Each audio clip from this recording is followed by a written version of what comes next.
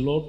ప్రభువు రక్షకుడైన యేసుక్రీస్తు నామములో మీ అందరికీ ప్రత్యేకమైన మా పరమ యెరూషలేం మినిస్ట్రీస్ ద్వారా హృదయపూర్వకమైన వందనాలు తెలియజేస్తున్నాం. ఈ పూట వాక్యములో యెషయా గ్రంథము 2వ అధ్యాయము 5వ వచనాన్ని చదువుతున్నాం. యాకోబు వంశస్థులారా, మనము యెహోవా వెలుగులో నడుచుకుందాము రండి. దేవుడు పిలుస్తున్నాడు. యాకోబు వంశస్థులారా, మరి దేవుడైన యెహోవా సన్నిధిలో ఆయన వెలుగులో నడుచుకుందాము రండి. ఈ పూట వాక్యము చెబుతున్న మాట, ఆయన వెలుగులోనికి నడుచుకునటానికి పిలుస్తున్నాడు. కొందరికి లోకములో చీకటి ఏదో వెలుగేదో తెలియక, చీకటి వెలుగు వారికి ఏకరీతిగా ఉన్నట్లుగా రాయబడినది. దేవుని వాక్యము చెబుతున్న మాట, కృపా సత్య సంపూర్ణుడై వాక్యం మన మధ్యలోనికి ఉన్నది కాబట్టి ఆయన మనలందరినీ కూడా ప్రభువు నొద్దకు ఎందుకు పిలుస్తున్నాడంటే, రాయబడిన మాటల్లో, ప్రియులారా, ఇదిగో నేను నీ మార్గములు వెలిగించటానికి నీవు రమ్మని పిలుస్తున్నాడు. పేతురు రాసిన పత్రికలో మొదటి పత్రిక 2వ అధ్యాయము 9వ వచనంలో చదివితే, అయితే మీరు చీకటిలోనున్న నుండి ఆశ్చర్యకరమైన తన వెలుగులోనికి మిమ్మల్ని పిలిచిన వాని యొక్క గుణాతిశయములను ప్రచురము చేయుటకు నిమిత్తము ఏర్పరచబడిన వంశము, రాజులైన యాజక సమూహమై, పరిశుద్ధ జనాంగమై మీరు దేవుని సొత్తైన ప్రజలై ఉన్నారని దైవజనుడు పేతురు చెప్తున్నారు. ఇక్కడ దేవుడు మాటలు చెప్తున్న మాటలు గమనిస్తే, చీకటిలో నుండి ఆశ్చర్యకరమైన వెలుగులోనికి దేవుడు పిలుస్తున్నాడు. దేవుడు ఎందుకు పిలుస్తున్నాడంటే, లోకములో చీకటి, పాపం అనే చీకటి, వ్యసనం అనే చీకటి, అంధకారపు చీకటి బంధకాల్లో నరుడు బంధించబడి ఉన్నాడు. ఆ నరుని విడిపించటానికే ప్రభువైన యేసుక్రీస్తు ఆశ్చర్యకరమైన వెలుగుగా ఈ లోకానికి వచ్చాడు. ఆయన ఈ లోకములో వెలిగించటానికి, లోకములో చీకటి కలిగినటువంటి ప్రజల్ని ఆశ్చర్యకరమైన వెలుగులోనికి నడిపించటానికి ప్రభు నిన్ను పిలుచుకొని ఉన్నాడు. ప్రియమైన దేవుని బిడ్డలారా, అయితే ఆయనలో మనం వెలిగించబడాలి అనేది మనం చూసినట్లయితే, పిలిచినటువంటి వాని యొక్క గుణాతిశయం, ప్రభు యొక్క చెప్పిన మాటల చొప్పున, ఆత్మ చొప్పున మనం నడుచుకొని వారు వెలిగించబడటానికే ప్రభు పిలిచాడని చెబుతున్నాడు.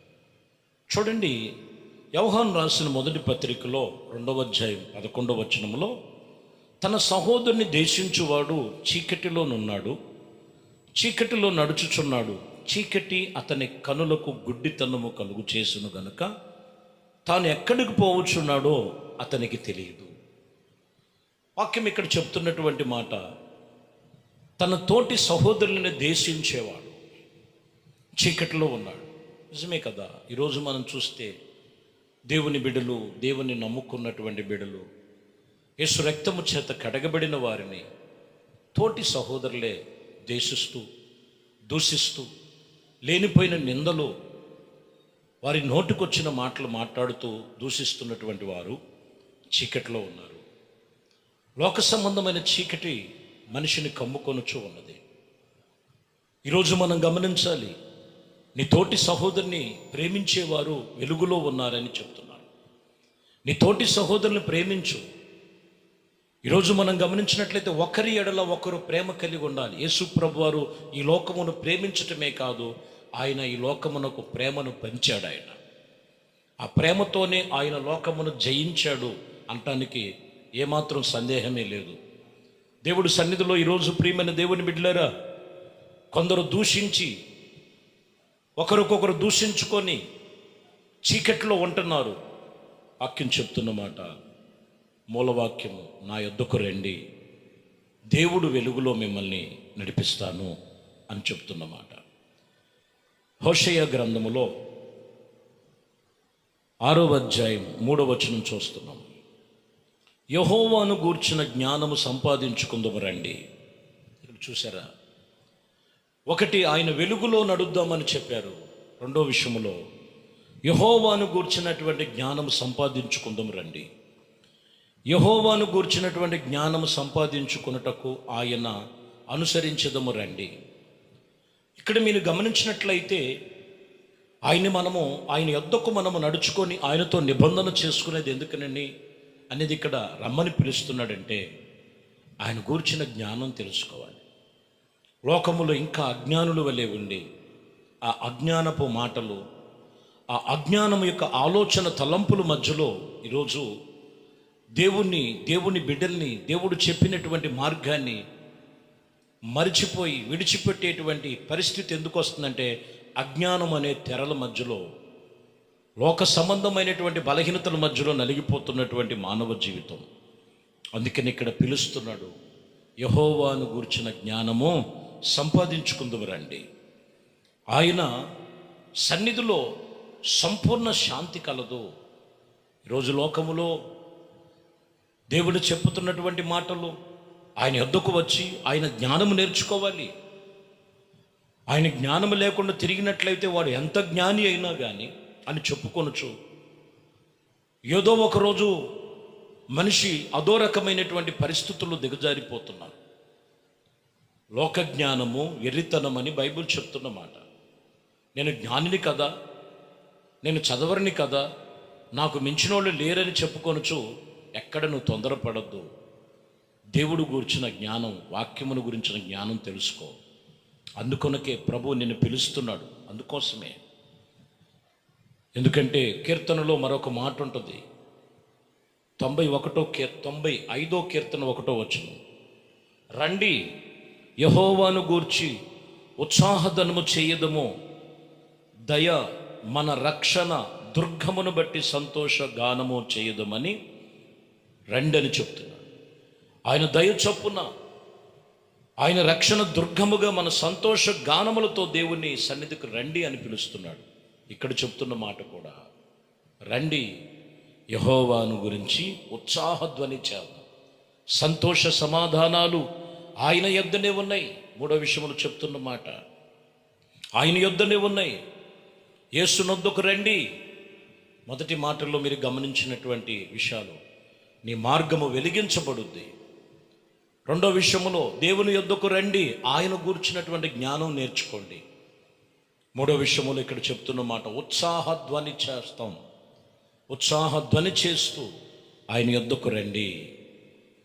7లో కూడా మనం చదివితే, రండి నమస్కారము చేసి సాగిల పడదాము. మనము సజీవుడైనటువంటి దేవుని సన్నిధిని ఇదిగో మోకరించి దేవుని సన్నిధిలో మనము ఆయన మాటలో మనం అంగీకరించుటకు ఎంతో మేలని ఇక్కడ చెప్తున్నమాట. రండి ఆయన ఎదుట మనం సాగిలి పడదాం, ఆయన్ని మొక్కుదాం, ఆయన ఎదుట సాగిలి పడదాం. ఆయన ఎదుట నీవు పిలవగలిగినటువంటి దేవుని సన్నిధిలో పిలిచినటువంటి దేవుని గుర్తించగలిగితే ఉత్సాహం ఉంది, సంతోష సునాధానాలు ఉన్నాయని వాక్యం చెప్తున్నమాట. వాక్యములో రాయబడిన మాటలు, రండి రండి అని పిలుస్తున్నాడు.